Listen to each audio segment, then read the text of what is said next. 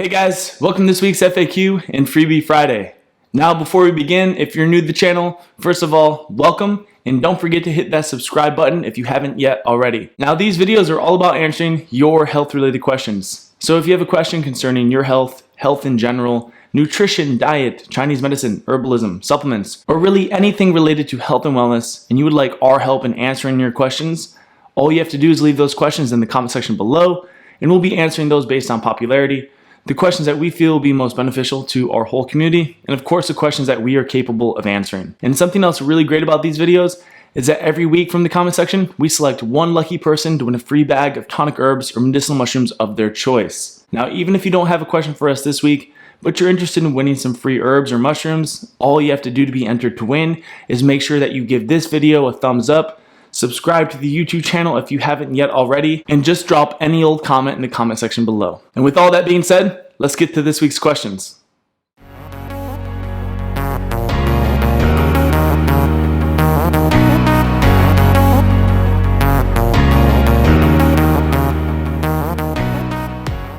Okay, so our first question reads, my mother has been waking up to multiple leg cramps at night lately. What are some sweet VitaJing recommendations for that business? Thanks. So from my understanding of the physiology of cramping, basically what happens in a muscle cramp is that the muscle tissue is stressed out or potentially even experiencing inflammation or injury. So this is why you'll get muscle cramping when you're exercising, if you're running, or if you're exerting any sort of intense amount of energy, and let's say you're hyperventilating, whatever the case is, any sort of intense or prolonged stress can lead to a muscle cramp. And ultimately what's happening is that under stress, your muscles will actually use up and deplete things like magnesium and potassium, and instead the cells will pull in sodium and calcium in sort of a deranged influx sort of way, because normally you do not want sodium or calcium in the cell. What you would want is your cells to be using magnesium and potassium for cellular energy purposes. But when your cells are stressed out and ultimately not getting enough energy or ATP, what they can do in an emergency case is pull in that calcium and that sodium, and this will temporarily turn down oxidative phosphorylation in the cell, or the function of the mitochondria, and increase the backup glycolytic energy production, producing lactic acid. So this is why you'll often notice too, if you're somebody who does exercise and if you're working out to the point of that burning, you could also experience a cramp because you're experiencing basically muscular stress that's causing an increased production of lactic acid, and this can lead to cramps or spasms. Now in the short term, let's say it's induced by exercise, this isn't a huge deal because ultimately you can just bring your heart rate and breathing back down to normal, you can rest, and you can supply your nutrients with additional nutrition to get back into normal energy production mode. However, over the long term, this influx of calcium and sodium into the cell can lead to deranged calcium metabolism, and this is what causes arterial calcification,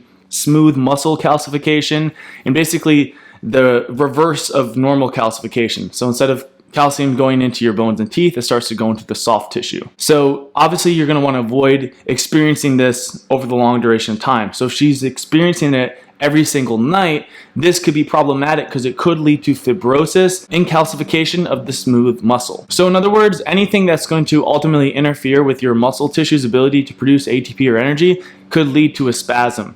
Because when the muscle tissue is stressed and it starts to pull in this calcium, this actually initiates excitatory processes, and that can actually stimulate the smooth muscle to over-contract. And that's really what a muscle cramp is it's all the muscle fibers in one area being hyperactive and overactive and becoming very tense. So ultimately the solution would be to minimize the stress. So if it's somebody who's, let's say, a runner, runners get cramps a lot because of the intense stress of aerobic or anaerobic exercise.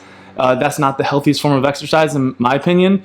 But also any sort of stress could be contributing to it. It could be dietary stressors like not getting enough magnesium, potassium, sodium, or calcium, or having an improper ratio between those things. But it could also just be the stress of aging. So you said your mother, I'm assuming she's perhaps older. This could just be something that's occurring as she ages from, a lifetime of stressors. However, there are simple solutions. So other than mitigating the stress that's causing it, the thing that I would highly recommend doing is getting an adequate balance of the right minerals. So the ones we just talked about, Magnesium and potassium are the most depleted during stress. So you're likely going to want to increase your intake of magnesium and potassium, which you can find through fresh fruits. So I'd highly recommend her just consuming more fresh fruit or fresh ripe fruit juices. Orange juice is really, really rich in both potassium and magnesium. So taking fresh orange juice, but also adding a little pinch of salt for the sodium would make a good natural electrolyte beverage. And then just making sure she's getting enough adequate calcium. You might think that she would not want more calcium because it's ultimately calcium going into the cell. But interestingly enough, when your body is stressed, it uses up this calcium and pulls it in the cell. And this is from the overactivity of the parathyroid and the downregulation of the thyroid. And one of the simple ways to actually deactivate or inhibit parathyroid function from deranging calcium metabolism is by taking in more calcium. So it's just like with exercise stress. Your body uses up more sugar. That's why you want to supply your body with more sugar to prevent the stressful process from happening. So my recommendation would be that she take in more magnesium, potassium, sodium, and calcium in a pretty balanced ratio. If she's stressed out, she's probably getting way too much sodium and calcium into her cell. So you're not going to necessarily want to just increase the sodium and calcium without also increasing the magnesium, potassium. And again, simple ways to get all these things are through fresh orange juice, good old-fashioned salt, and high-quality dairy products. All right, so getting to our next question, this one reads, I am so confused as to why we only assimilate vitamins from animal products, yet they are hard to digest. I ate grass-fed off the farm for years, and I'm anemic and have fatty liver and gut issues. Okay, so I can understand why you're confused. If I'm saying that vitamins from animal products are easier to assimilate, and you're thinking that animal products are harder to digest, and digestion precedes assimilation, then I get the confusion or conflict. But the fact of the matter is, animal products are not harder to digest, especially if you're referring to comparing them to plant products. Most every plant in nature is actually incredibly toxic in its raw form, with the exception of fruits, which are not necessarily plants, but they're the fruiting body of the plant. So the fruit is perhaps one of the only plant-based products that I'm aware of that are completely digestible in their raw state. But even some stone fruit, because of the tough polymers and difficult to digest polymers, would be easier to digest if cooked. So plant foods are not easier to digest than animal foods. I don't know where along the lines that ideology or myth came into play, but it's just absolutely not true. And taking a look at the vitamins, for example, of animal products alone just should tell you that. To take the vitamin A from something like a carrot and to turn it into retinol, which is the active form of vitamin A, your liver has to actually expend an intense amount of energy. And this is same for vitamin K. Vitamin K2, you're only going to find in animal products. And it's the K2 form of vitamin K that acts on the physiology in a broad range sense. Same with vitamin D. You're only going to find vitamin D3 in animal products. You're not going to find it in plant foods. So the basic idea is that the animal eats the plant food, because most of these animals that we're talking about getting the products from, the vitamins from, they are ruminant animals. So they have the digestive capacity. They have 2 stomachs. They have an insane amount of gut bacteria that can actually convert the vitamin A in something like grass into a more active form, and that stores in their tissues. And then humans who don't have the capacity to convert the plant forms into the active forms can eat something like an animal and get that nutrition. So animal products are not only more nutritionally dense in the sense that they have the active forms of most of the vitamins and minerals that the human body needs, but nothing about them makes them harder to digest. And if anything, it's the opposite. All plant foods in nature have some sort of natural defense mechanism, meaning that they produce some sort of plant toxin that makes them indigestible. So take, for example, nuts and seeds, grains, legumes. They all contain goitrogenic substances that slow your thyroid so you can't digest them. So they slow down thyroid function, which slows down the secretion of digestive enzymes and hydrochloric acid. And then you look at nuts and seeds, they have phytates and lectins, which make all of the nutrients in them bound up and unavailable for use. So for example, if you try to get some zinc from a seed or nut source, like a pumpkin seed, you're not going to get a bioavailable amount of it because it's bound to oxalic acid. Not to mention that the phytates and the lectins are just irritating to the human gut. And then, the same is true with legumes and grains. They have these anti-nutrients that make them incredibly difficult to digest. So even if you soak them, sprout them, and ferment them, you're not getting something that's as easy to digest as, let's say, a piece of grass-fed meat or some eggs or dairy. So the fact of the matter is, animal products are not in any way chemically more difficult to digest. In fact, the chemical structure of most plant foods, again with the exception of fruit, are incredibly more difficult to digest in a number of ways. They have anti-nutrients, they have very difficult to digest fibers that irritate the gut, and a lot of even the vegetables have tough polymers and oligosaccharides and these fermentable sugars that are in every way very irritating to the gut. So when you say that you have all of these other gut issues and fatty liver issues, well, the fatty liver issues, that's probably directly caused by polyunsaturated fats. So if you're on a vegan diet and consuming tons and tons of polyunsaturated fats,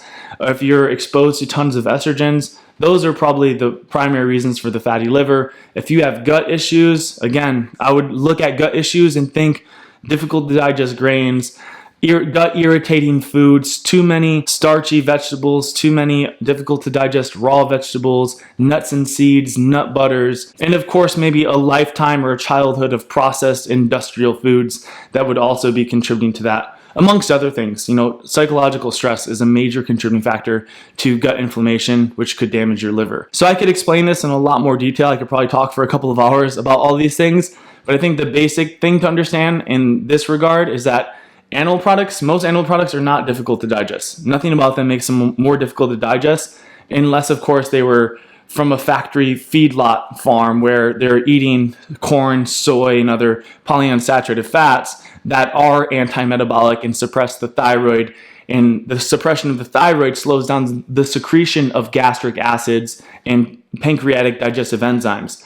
But looking at high quality grass-fed or wild meat, eggs, even dairy and shellfish, organ meats, these things are not going to irritate your gut whatsoever. But most of the plant foods are going to be major contributing factors to that. And the basic chemical reason for this is because of their structure. They contain a lot of anti-nutrients, phytates and lectins, which impair the human digestive tract from breaking them down as a natural defense mechanism. You can minimize them by soaking them and doing things like that. But generally speaking, the higher amount of insoluble fiber also leads to the overgrowth of pathogens in the gut, not in a good way. They have a lot of difficult to digest sugars and polymers that also give you gas and contribute to bloating. So I think it'd be hard to imagine that you got fatty liver and gut issues from consuming grass-fed animal products. It's a lot more probable that fatty liver disease and overall gut inflammation and gut issues stems from a history of polyunsaturated rich foods, which directly suppress and block thyroid function. And if thyroid function slows down, your whole digestive system slows down. On top of everything else that's contributing to hypothyroidism, that would be slowing your digestive system. And really any sort of stress at the end of the day. Stress is ultimately what shuts down the digestive system and leads to gut inflammation and irritation. So if you're experiencing gut issues, don't just take my word for it. How about you experiment and see what happens if you remove all the foods I just mentioned. Remove all of the grains and legumes, so grains and beans, and any product made with those. Remove all of the nuts and seeds. Then make a list of all of the polyunsaturated fats and avoid those to your best ability.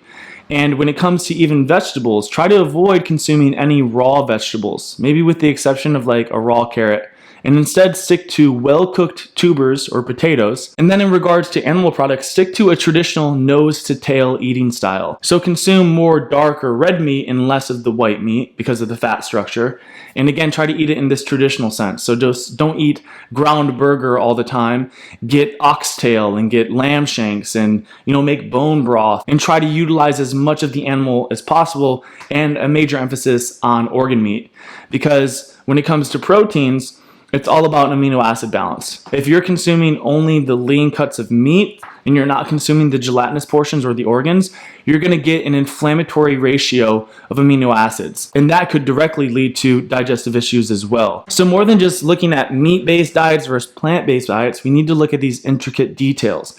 The ratio of amino acids in the meat you're eating, the quality of that, looking at the fat structure of the foods that you're eating and whether or not they're highly estrogenic, and looking at basically how these foods affect your entire physiology, not just whether or not that they're more nutrient dense. But anyways, I'm not trying to convince you to go one way or the other. I'm just saying experiment and broaden the picture, expand the picture beyond just it's an animal product or it's a plant product. Look into how your physiology works, how your metabolism works. Understand the difference between vitamin D1 and vitamin D3.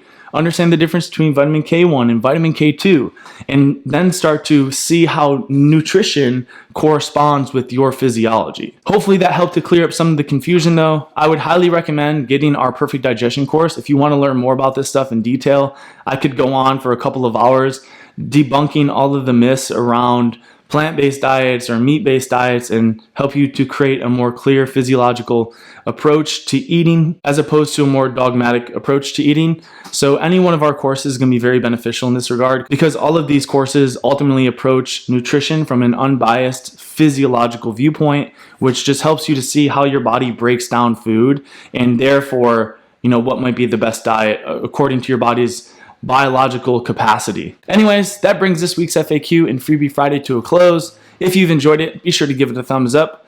If you are interested in winning some free herbs or medicinal mushrooms, remember all you have to do to be entered to win is make sure you subscribe to our YouTube channel, give this video a thumbs up, and leave a comment or question in the comment section below. Now also remember that if you want to learn more beyond these videos, or if we didn't answer your question, we have tons of other additional information. We have over 500 videos here on the YouTube channel.